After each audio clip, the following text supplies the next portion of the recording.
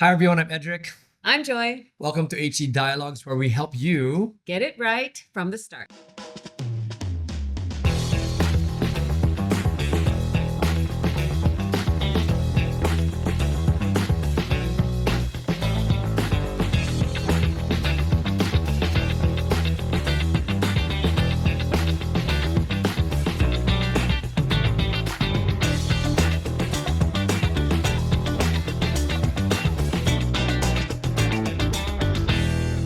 So it really is our deep passion and desire to help equip you become a better parent. This is really deep for us because we've made mistakes and we've met so many families. We're so privileged to go on a part two of this guesting episodes, if you will, plural. And in part one, we had Teacher Beth. In part two, we have Mama Beth. And even as you go into this, her calming presence will be fun to be with as you're listening to her and as you're watching our time together. So let's jump straight into this. We wanted to now ask the mom questions, the parenting questions, the homeschooling questions of you. Joy, you have a lot of things that you've prepared that you want to ask that's close to your heart. So go for it, babe. Yeah, well, I think it's very interesting because Beth, as an educator, it's not always common that educators become homeschoolers because philosophically speaking, somehow it's not always aligned. But maybe you can explain like what inspired you to become a homeschooling mom, even though you were an educator. That's a funny story. At first, I didn't want to homeschool. It was actually because we were taught that homeschooling wasn't okay in college. So while I was taking up my college degree, we were taught that it wasn't okay. So when my husband asked me to consider homeschooling, I was like, no, thank you. And I come from a family of academicians. So we grew up in the system. And I was like, this is not going to happen. And I was managing preschools also during that time.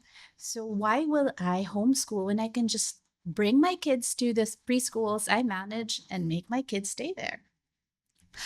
But the change in my heart started. I think my husband was praying that I will have a change of heart. But it started when I was teaching Sunday school, and your child Elijah was one of my students, and my husband was there always assisting me in class. And there came a point that we were able to pinpoint already who were homeschoolers just because of the way they were able to follow the rules, one, and two, the questions that they asked. Their questions were very difficult questions. And it was so surprising for children that young to be able to ask questions that are that deep and that higher thinking skills related questions.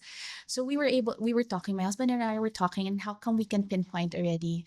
And so eventually the Lord spoke to me because he was telling me also, just like what my husband was saying, that we wanted to leave a godly legacy with our kids. And the best way to provide that, to be able to uh, have a lasting influence with our kids, is if we homeschool. So I finally said, okay, I will follow, and okay, let's do this. But I will only promise 1 year, just for the preschool year. But then 1 year turned into another, and then another, and then another, and now I'm on I think if we add even the preschool years, I'd be on our 15th year in homeschooling. So And not just that, because you actually encourage people to homeschool. Yes. No, and before we go to that, this is a really quick insert question. Why? Why did you go from year one to then two and now 15 years? What do you think was it that cemented it for you? seeing the benefits of homeschooling, it wasn't easy. Trust me, it wasn't. There were a lot of tears involved, but the benefits and the fruits that I saw in our kids and the kids of those around me far outweigh all the difficulties and the challenges. Another, I think, is because it also pruned me Mm. and chipped away my character flaws and started working on my problem areas, if you will. Like And what? What are your problem areas? I don't see any problem areas. at first, I thought I was very patient Okay. because I taught a lot of preschool classes, and in preschool classes, I never once raised my voice, Mm. never looked at them with wide eyes, and never got irritated. I think so. I came into homeschooling thinking I got this. This is gonna be very easy because I was very patient, I thought. But then only to for the Lord to show me that I wasn't patient at all. I'm really curious about that because I find that this is common among homeschool parents where they think they're patient. And then when they start teaching or facilitating the learning for their own children, they get annoyed, they get frustrated. Why do you think that is the case? Because you've observed many families. What causes parents to be more upset and frustrated when they're homeschooling To lose it. or sometimes lose it? Yeah. Because you're adding another hat onto all the different hats that you're already wearing. And then your kids get to see you even at the time when you're already tired during Mhm. the day. They can see you when you're sick. So it's easier for you to lose it a bit. And then also in school, the preschool kids are only with me for like 2.5 hours. Mm. So there's always this I'm almost there. It's almost finished. This will also end. But in at home, when they're with you, It's interesting. it's a continuous battle, Mm. and it's a daily begging with the Lord to provide you with the infilling of the Holy Spirit to be able to handle it. You know, I like how you said when you're in the school system and you're teaching, you can tolerate it and say, I'm almost done. So it's, if I was to paraphrase it, it's like you can switch on and off as a teacher. But as a mom Beth, you cannot switch off. You're always mom. You're always Right. So you have to, whether you feel good or not good, whether it's a long day or short day, whatever you're going to, and that's why I think this happens to moms. So Well, I have a question because sometimes I feel like it's also like I have certain expectations of my children because let's say I'm investing time in being with them, teaching them that exchange I would hope would be that they would have the right motivation, be engaged in the learning. So when that's not there, I find myself frustrated because I feel like, look, we're all sacrificing here to do this. Can you not just do your part to be a good student or to try your best? But I'm wondering if for you, there's none of that. Like you didn't have higher expectations of yourself and your kids because you were an educator. So did you feel like if they weren't always engaged or participative in the way that you hope they would be, did you feel extra frustrated because you're like, I'm a teacher. I don't understand why it works in the classroom, but then when it's at home, when I'm trying to teach my kids, it's different. Or was it not different? I don't know. I honestly I think I set my kids at a higher standard Mm. than other kids because I was like there was this pressure that Mm. I'm an educator. My kids should be performing really well. Mm. But I realized that many of the wonderful and actually more effective homeschooling moms out there are not the educators because it's heart based. There's hope, guys. There's hope. Yeah, because I learned so much from them. Mm. From the moms who thought that they couldn't homeschool, it's from them that I actually learned more. Because things like, things like sometimes it's okay to let things go. Mm. The things that aren't important, you can just let it go. Mm. Like what color of socks they're gonna wear. If my child wants to wear two different colored socks, why will I fret over it? oh, I thought like calculus, that's not important. I mean, calculus, hello, Go. right? I mean, yeah, history. I mean, who needs to know history? I'm No. kidding. But in homeschooling, you could adjust a little bit and focus on the things that you think would be of value for your own children, and not to let the pressure get to you. But I understand because sometimes parents are scared because they might think that you are causing more harm than good, that what you're doing is detrimental to their development, and and that's why you get more frustrated because there's this nagging thought at the back of your head that you are not doing a good job, or you are causing your children not to learn as well as when they're as compared to if they're in the school with the experts, as you would say. Yeah, so I have a question then, because since you are an educator, when people choose to homeschool, should they bring the school experience into the home, or is that a no-no? What, you know what I'm saying? Like, is that the perspective they should have? Or do they, okay, go ahead. I think you have something to say. Actually, no. That's one of the mistakes I did Hmm. because I brought the school into my home, which shouldn't be the case because home education is a lifestyle. It's the moment you wake up until you close your eyes, you're home educating. And it's not like I need to have my art area, I need to have my science area, I need to have all of these things. It's not I am not raising students. I'm raising my kids. I'm discipling them. So it's far bigger than being a student. They're more of our disciples, not students. And you know, on that note, we well, I embrace this philosophy, and I've shared this a number of times, even in this podcast. Good homeschooling is good parenting, right? So, and good parenting is good homeschooling by virtue of the math. It's reciprocal, right? What I'm hearing from you, and I love what you said, it is how the whole experience of parenting is a learning process, if you will, versus school is from 7 to 4 in different subject matters, in different rooms, as you're saying, the art room, all that, and then you bring that into the home. What I'm hearing is the broader thing that we should really be embracing is the parenting, because as you said, that is the lifestyle that if you're homeschooling will shape the learning experience. And if they're not homeschooling, that's still instrumental anyway because of what we talked about in part one, the whole relationship building. Am I correct? So I thought that that's really helpful.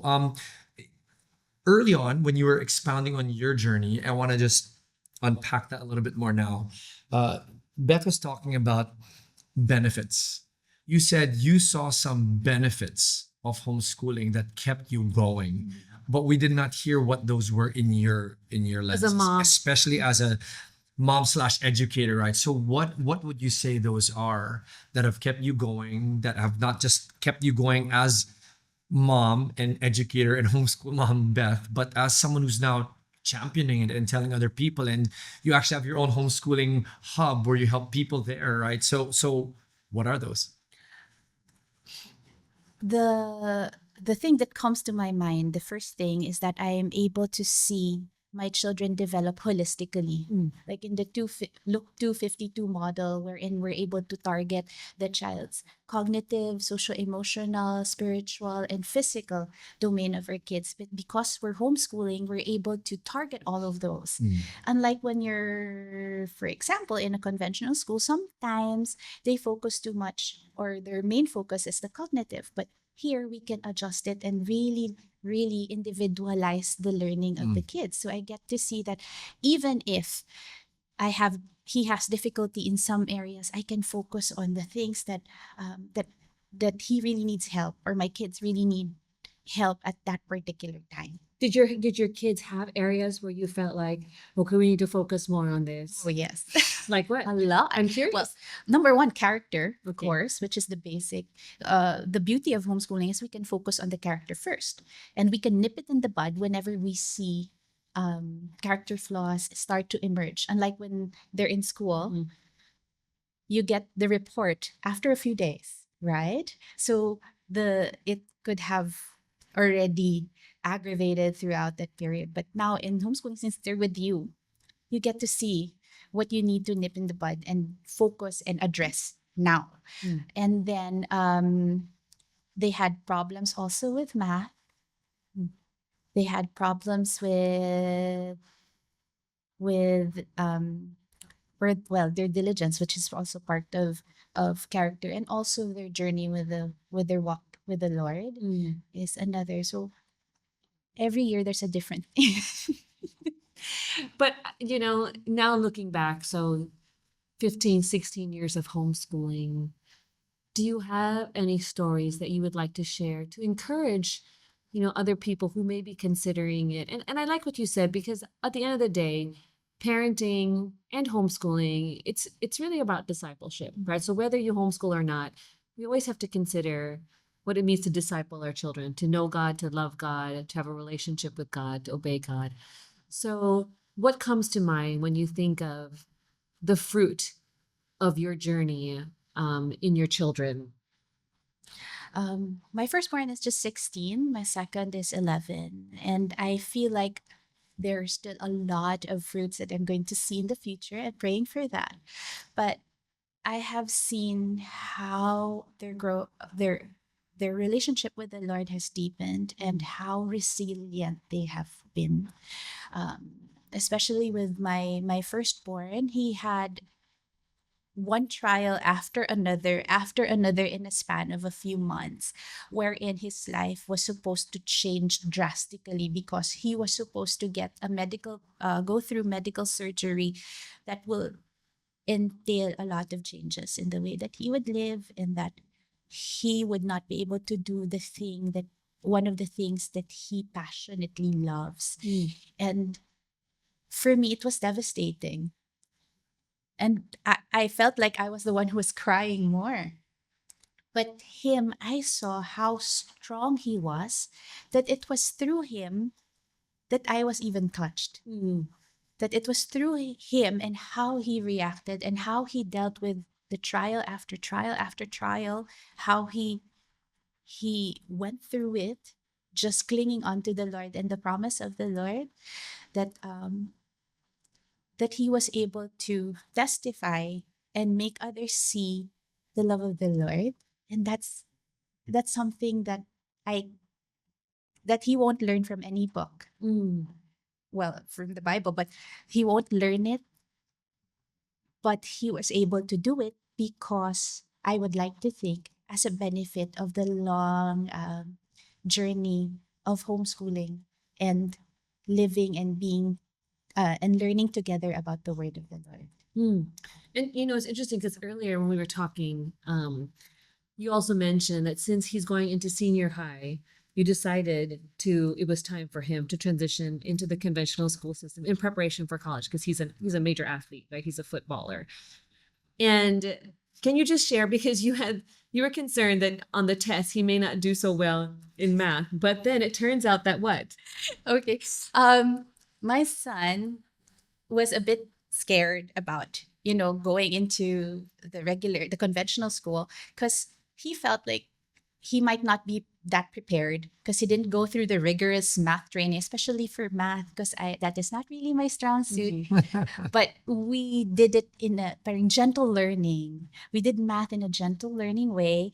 I didn't really drill him every day, so he was scared that he wouldn't perform well.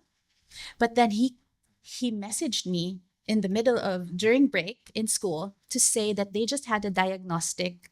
After a few days in school, they had a diagnostic test in math, and he scored. He was top 4, and he was so surprised. And he said, "Mommy, I didn't know I knew So much math. so much math, because we were so just going through math so easily and so calmly." Yeah, like this now, how she's so calm.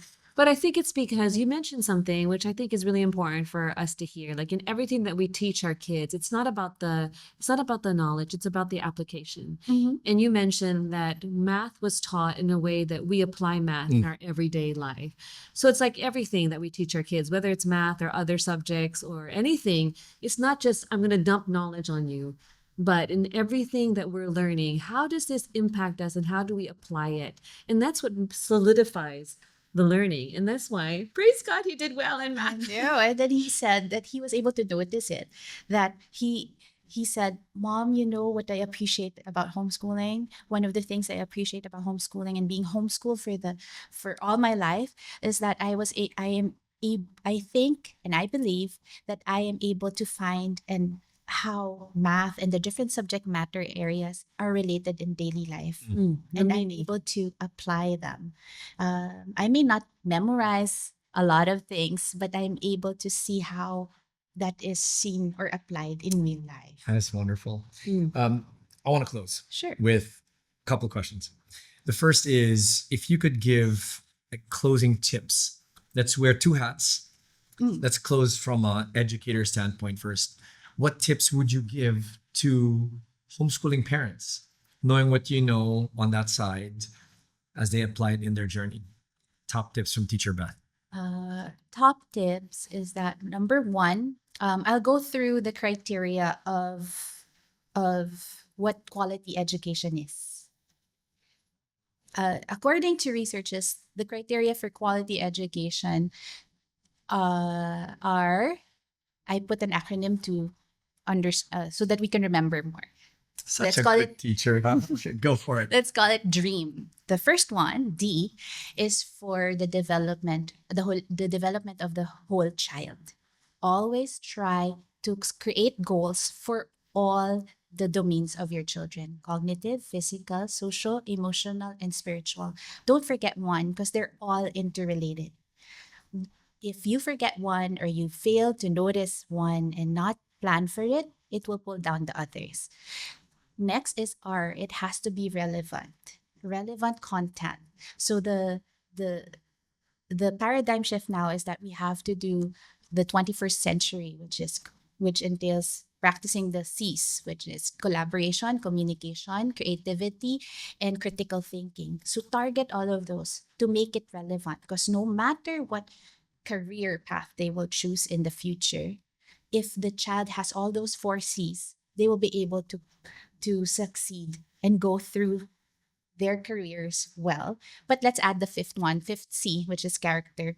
Of course, you need good character to be able to truly be successful in life. So DRE is effective teaching methods. Find out how your children learn. Some kids learn well visually, some do better auditorily, some because when they touch things and move. So find out, and that will help you provide the best teaching method for your child. So go back to and look at your child. DREA. Hey, here we go. Spelling right? You're doing good. You're doing good. A is authentic assessment, which also has to be aligned to the goals that you have set. Because sometimes we tend to just, get from Pinterest, oh, this looks like a good activity. Oh, I can do this, I can do that. The other mom did this. But is it aligned to your goals? And the best way to do that is to make sure that the activities that you put and the assessment that you will have are all aligned to the goals that you have set for each individual child. Even if you have twins, they will have very different goals because they're very different from one another. And then the last is letter M.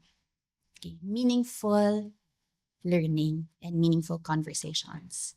That's don't miss out on that. That's when you really learn who your child is and get to know them really well and touch them and be able to know how to disciple them more when you have meaningful conversations and meaningful learning with them. I love that. Dream. It's kind of easy. I feel like I've been homeschooled just now. I took notes. I wanted to ask you I said couple questions. The second question was any tips for moms in general, but I feel like the dream is a little bit of that. So maybe just one final tip, just to encourage parents who are wanting to become better and want to hear from an educator with all the experience you have with young kids. Moms, you are doing well. Just being there and being with your kids and engaging with them, you're already doing so much more than you think. Do not compare your homeschooling to the homeschooling of others. That's another mistake I did at the start of my homeschooling journey. Don't do that. You have your own journey, homeschooling journey, and just continue on and you will see the benefits eventually. That's fantastic. And if you're in school, don't compare schools. Yeah, Don't compare what the kids are doing, right? I mean, I love that. Fantastic. We have some lightning questions from Joy, and then we'll wrap up. Okay. Number 1, who's stricter, Jason or Beth? Jason. Jason's her husband, by the way. Yeah. He's an architect. Okay. Is Beth a better educator or a better cook? Oh, educator. by far. Okay. These are good questions. I didn't know what she had planned. Okay. And last one. What was your funniest homeschool moment? Oh, there were a lot because my kids are very humorous and their dad is very humorous. But I think one of the funniest involves their dad because their dad is such a clown. I did So not my expect this. I did not expect an architect, right? Listen, he okay. can Jason, seem we got you. very stoic, right? And calm and collected, but he's actually he's the clown in the family. So my 3-year-old at that time asked me what water was made of. And I said, because the dad was there, I said, go ask dad. So he asked dad and said, Dad, what is water made of? And then the father, my husband, answered two particles of hydrogen and hydrogen and two particles of hydrogen and one particle of oxygen. And then my 3-year-old goes, what are hydrogen and oxygen? And then my husband answers, elements. And I'm like looking at him already. Now, what are you doing? What are you saying? My eyes are starting to go big. Elements. And then my son goes, what are elements? Table of elements. Like this, the table. And that's it. Like pointing to an actual table. Pointing to an actual table and saying like this, table of elements. And then my son goes, Mom, because he knew that his dad was just joking with him.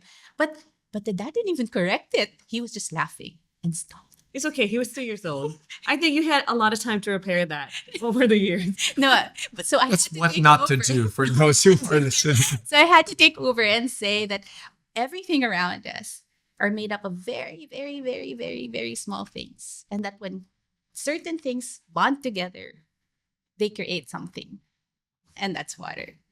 Oh, so And that's that's why she's the educator. Right. Thank you so much, Beth. This has been fun. I wish we could have a part 3, but that's it for now. Thanks again. Thank We saw Teacher Beth, we saw Mom Beth, and we hope that you guys have been encouraged and equipped. Thank you for joining us in another HE Dialogues. I'm Edric. I'm Joy. And our deep desire is to help you get it right from the start.